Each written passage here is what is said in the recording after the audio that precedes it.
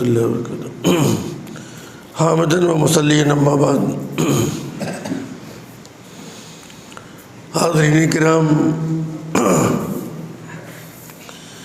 جب حضرت جبرائیل علیہ السلام اللہ کے نبی صلی اللہ علیہ وسلم کے پاس آئے اور زانوی تلمس طے کر کے بیٹھ گئے تو مختلف سوالات میں ایک سوال یہ بھی کیا کہ من الاحسان، احسان کیا ہے؟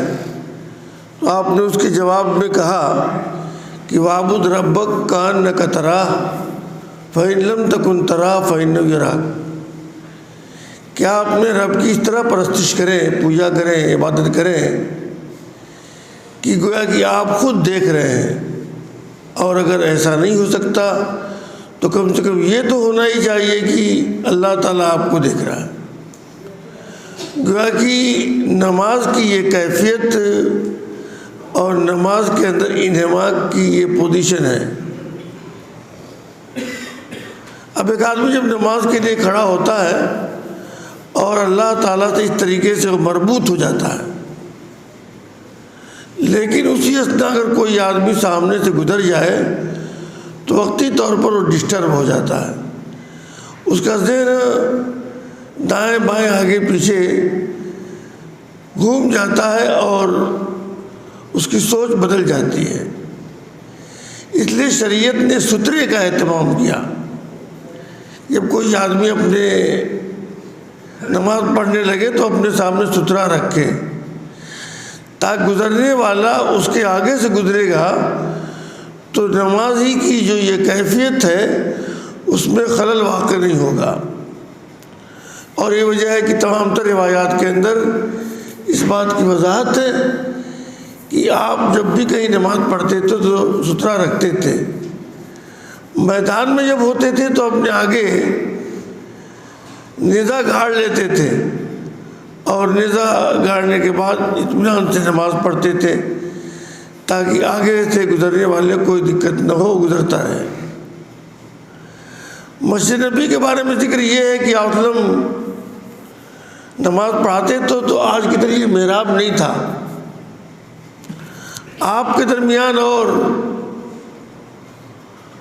دیوار کے درمیان کل لیدے کے فاصلہ مختلف روایات کے مطابق 3 ہاتھ تھا، یا بعض لوگ یہ ذکر کرتے ہیں کہ بس ایک بکری اور بکری کا بچہ گزر جائے۔ 3 ہاتھ کا مطلب یہ ہوا کہ 4.5 فٹ۔ عام طور پہ اتنا ہی ہم لوگ مسجدوں میں پہلی صف کے اندر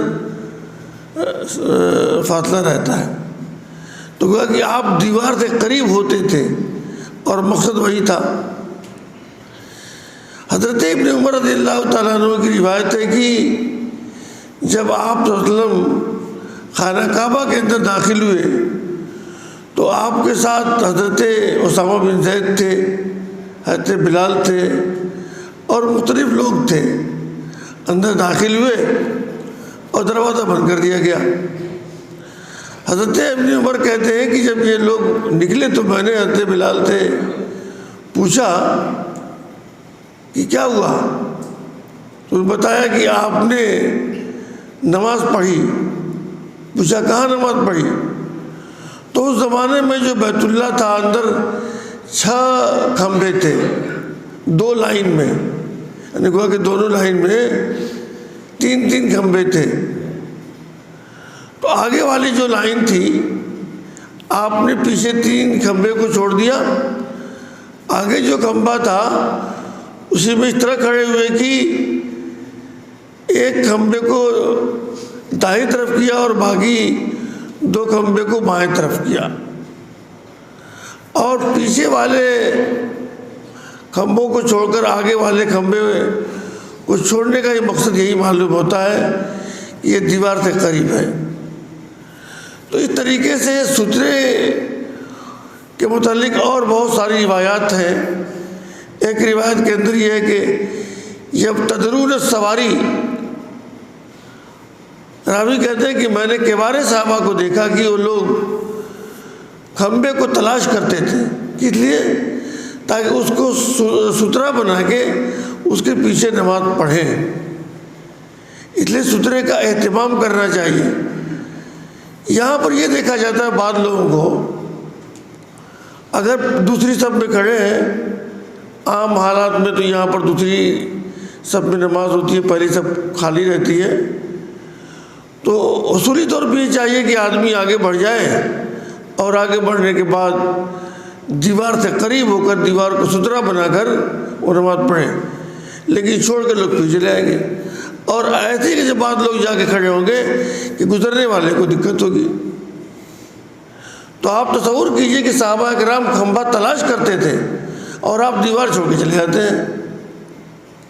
ایک روایت کے اندر یہ ہے کہ لو یعلم المار بین یدی مصلی، کہ مصلی کے سامنے سے گزرنے والے کو اگر یہ بات معلوم ہو کہ کیا گناہ ہوگا، تو راوی کہتے ہیں کہ 40 دن کہا تھا آپ نے، یا 40 مہینہ کہا تھا، یا 40 سال کہا تھا، کہ وہیں وہ رکا رہ جائے گا مگر گزرے گا نہیں، یعنی مصلی کو پار نہیں کرے گا۔